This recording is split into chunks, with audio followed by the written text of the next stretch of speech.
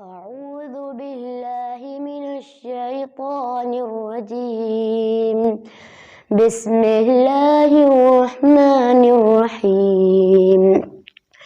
لا إكراه في الدين، قد تبين الرشد من الغي، فمن يكفر بالطاغوت ويؤمن بالله فقد استمسك بالعروة الوثقى لا انفصام لها، والله سميع عليم.